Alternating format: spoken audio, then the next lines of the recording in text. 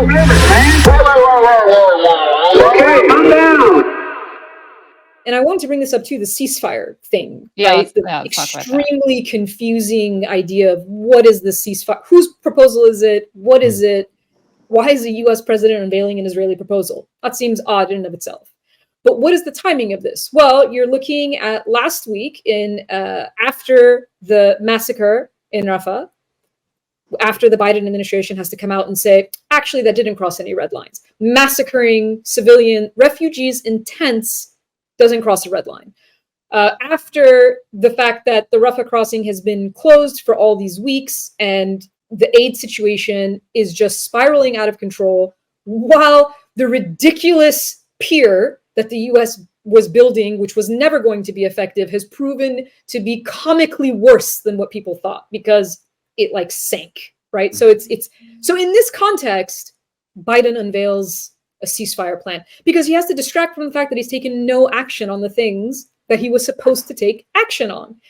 And why is it framed the way that it is? From the very beginning and every day since, and this is from Biden officials over and over again, and from other Western leaders, Hamas must accept, Hamas must accept. The ball is in Hamas's court. This is all about Hamas accepting because this is Israel's proposal, even though there's so many conflicting reports that no one can make heads or tails of what's actually going on, but they are actually gaslighting the public in a way that I've, in months of being sort of treated like we're either stupid or crazy, this has reached a new level. Because no matter how many times the prime minister of Israel says, what Biden said is not accurate, what Biden said, there are gaps. This was the news yesterday. Yeah, we actually have your tweets on this. Times of Israel reports Netanyahu reportedly tells MKs, members of Knesset, there are gaps between Israel's proposal and terms presented by Biden. And you describe this as kind of humorously as gaslighting. So, because if you look at the next post, the White House denies that there are gaps. So how, I mean, this is just like, this is beyond reason, right? You want to reasonably say that this is a proposal by Israel. Israel is telling you, Israel is saying that what Biden presented is not accurate or there are gaps, right? All the different ways that it's been described. And the White House is saying, no, there aren't. How can the White House say that there aren't gaps for Israel's proposal when Israel is the one who's saying that there are gaps? I'm telling you, it's like we've reached this point where they don't even care how ridiculously obvious it looks. It's today in a press briefing with the State Department, spokesperson Matthew Miller was asked by Niall Stanton. We have that. Do you want us to? You set it up, then we'll show the clip.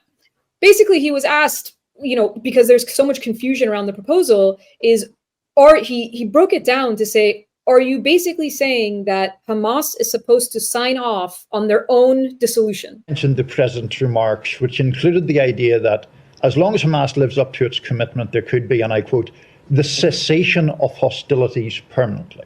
And you say that is an Israeli proposal. So the government of the state of Israel is signed up to a proposal that there could be a permanent end to hostilities and Hamas still in existence in a meaningful way. No, they are signed up to an agreement that leads to a permanent cessation of hostilities, but with a number of provisions that have to be negotiated to get there at the end of the phase. But if the provisions... But I say, I'm not going to negotiate all those provisions in public. I've talked about this a good deal yesterday, about the fact that one of the principles the secretary outlined in Tokyo in November is that there cannot be continued rule of Hamas in Gaza after October 7th. I'm sorry, after the end of this conflict, and that's what we're committed to. No, but I understand that, but if the provisions required would be the dissolution of Hamas, why would Hamas sign up to get that ball rolling?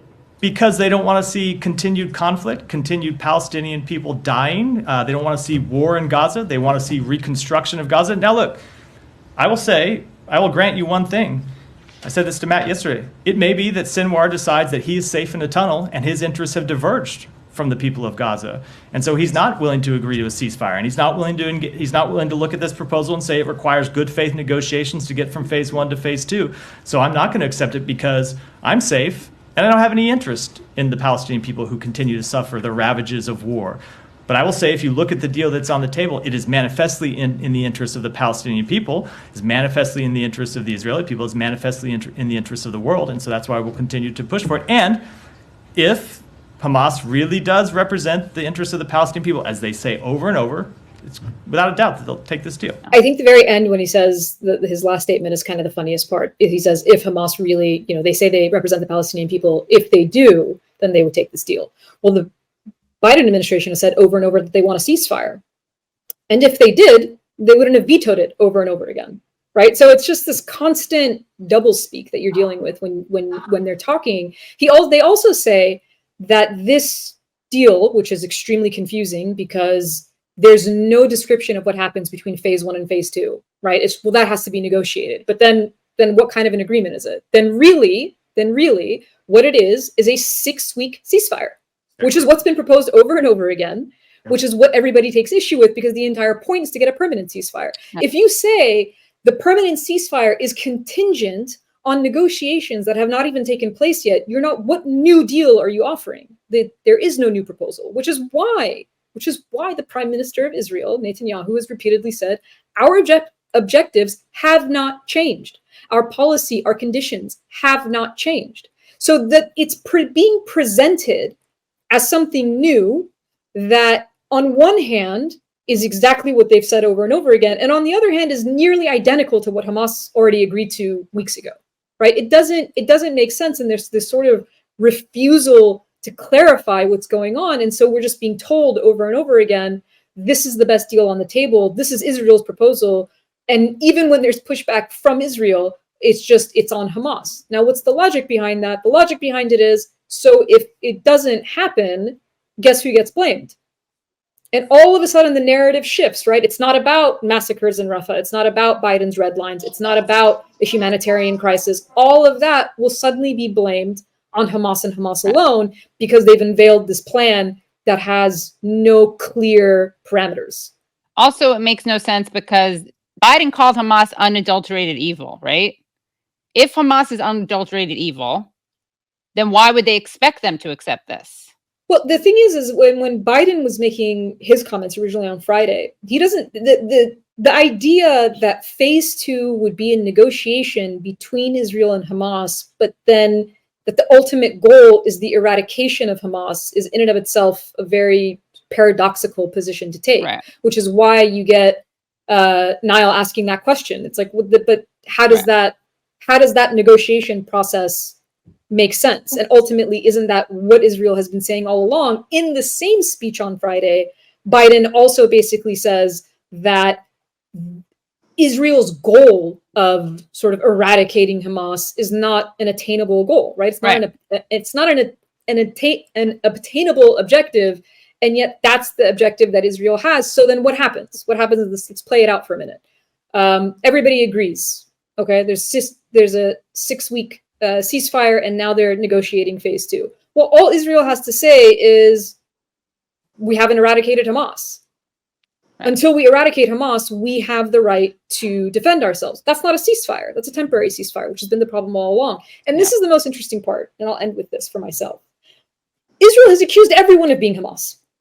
Yeah. What does that even mean? What does the eradication of Hamas mean? Meaningfully, right? What does it mean? Does it mean that every Hamas member, and that's in and of itself a problem, who is a Hamas member?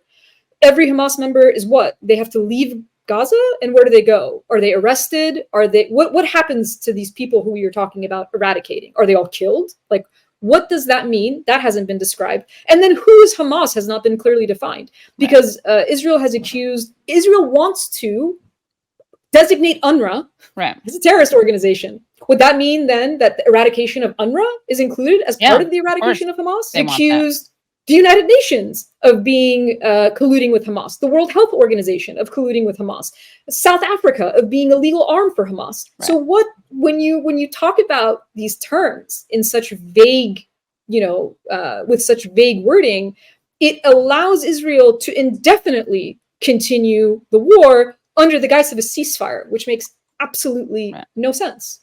Yeah, and they've also compared Hamas to Nazis and ISIS. And people will actually say those things out loud as if they're logical things. Firmer asks, how does Biden's deal differ from deal Hamas proposed 2 months ago? I honestly, so the issue is we haven't seen or I haven't seen at least, the details or report of the details that would be able to compare the two.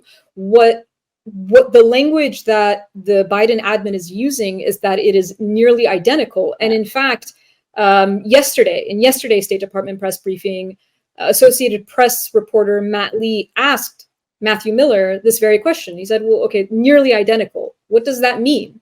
And the responses, again, are vague in a way that it doesn't really explain to us what, if it's nearly identical, then what's the difference?